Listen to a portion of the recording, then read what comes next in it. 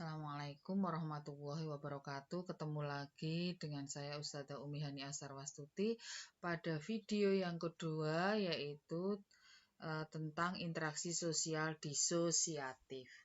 Apa sih yang dimaksud dengan interaksi sosial disosiatif? Yaitu hubungan atau interaksi seseorang dengan orang lain atau interaksi seseorang dengan sekelompok orang, di mana hubungan tersebut mengarah kepada perselisihan atau perpecahan.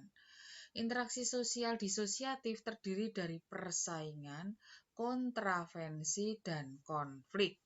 Oke, kita mulai dengan yang pertama, yaitu persaingan. Apa yang dimaksud dengan persaingan? Yaitu suatu perjuangan yang dilakukan oleh perorangan atau kelompok untuk mencapai tujuan tertentu. Ya, contohnya apa ini? Ya, contohnya adalah ulangan harian, PAT, PTS itu adalah sebuah persaingan. Lomba ya itu jelas ya, kalau lomba kemerdekaan, OSN dan lain sebagainya.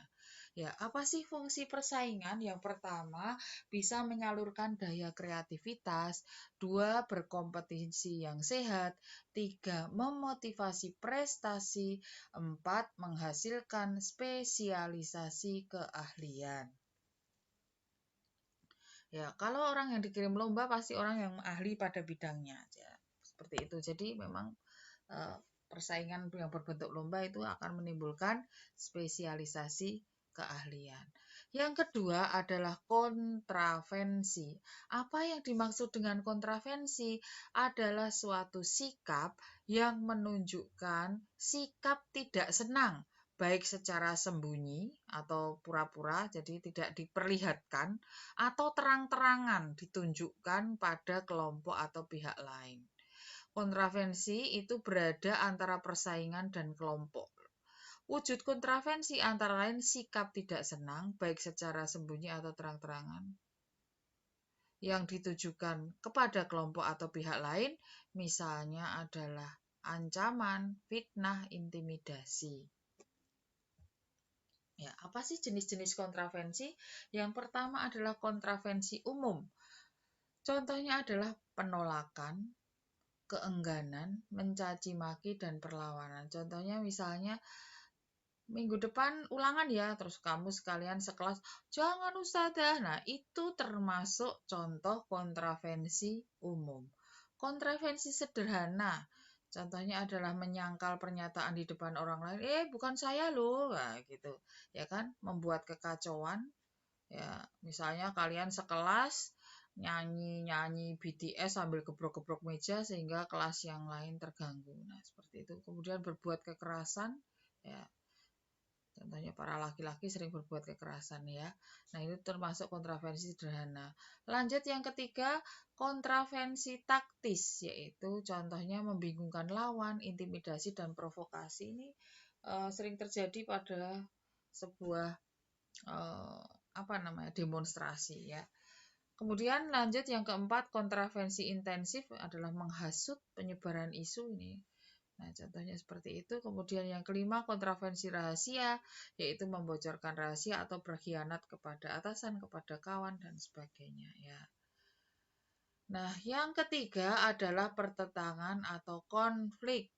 Adalah proses sosial antar perorangan atau kelompok akibat adanya perbedaan faham, perbedaan kepentingan yang mendasar, upaya yang dilakukan secara tidak wajar, dan tidak konstitusional yang saling menjatuhkan.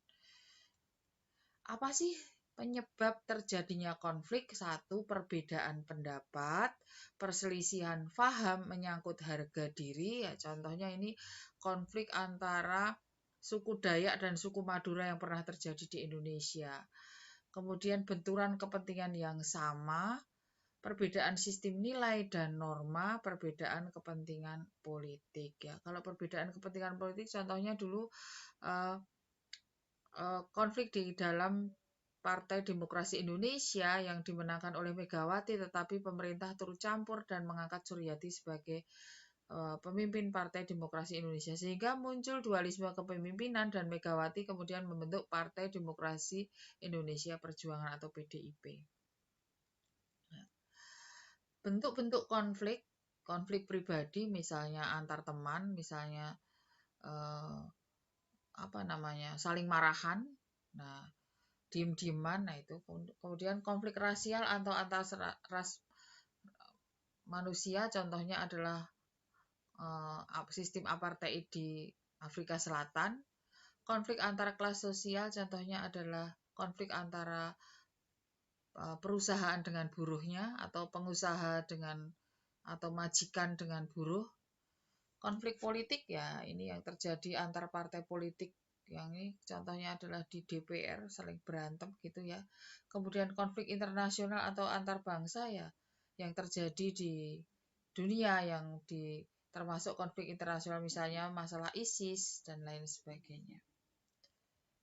Ya, bagaimana bentuk akomodasi dalam penyelesaian konflik? Nah, akomodasi yang sudah kita pelajari dalam interaksi sosial asosiatif itu adalah bentuk-bentuk yang bisa menyelesaikan konflik. Contohnya adalah kompromi, atau kedua belah pihak saling mengalah, adjudifikasi, penyelesaian melalui pengadilan, toleransi, saling menghargai pendirian pihak masing-masing.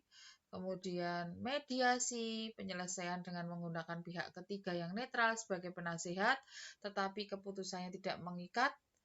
Arbitrasi, penyelesaian konflik menggunakan pihak ketiga yang dipilih oleh kedua belah pihak yang bertikai dan keputusannya adalah mengikat. Misalnya kalau dua anak bertikai kemudian memanggil wali kelasnya untuk menyelesaikan, atau BK, nah seperti itu. Konsiliasi, yaitu mempertemukan pihak-pihak yang bertikai dalam sebuah perundingan dan akhirnya diperoleh persetujuan bersama. Ini contohnya adalah perundingan Linggarjati antara Indonesia dan Belanda, perundingan Renville, perundingan Roemroyen, dan lain sebagainya. Itu contoh dari konsiliasi antara Indonesia dan Belanda pasca kemerdekaan Indonesia. Ya, kemudian coercion, yaitu penyelesaian konflik melalui proses yang dipaksakan, misalnya majikan dengan menekan buruh untuk bekerja sekian jam sehari, nah, atau kamu bekerja dengan saya gaji sekian, mau tidak, nah itu contoh ya. Stalemate terjadi karena kedua belah pihak seimbang sehingga kedua belah pihak berhenti dengan sendirinya. Contohnya adalah pada waktu itu konflik Iran dan Irak. Ya, sampai di sini materi interaksi sosial disosiatif. Ya, kita akan lanjut dengan materi lembaga sosial pada pertemuan yang akan datang, tetapi kita latihan soal dulu ya setelah ini ya pada pertemuan berikutnya. Terima kasih, jangan lupa like, subscribe, dan share video ini sebanyak-banyaknya ya. Kalau kalian like dan subscribe berarti kalian sudah belajar tentang interaksi sosial disosiatif karena melihat video Ustazah. Terima kasih. Assalamualaikum warahmatullahi wabarakatuh.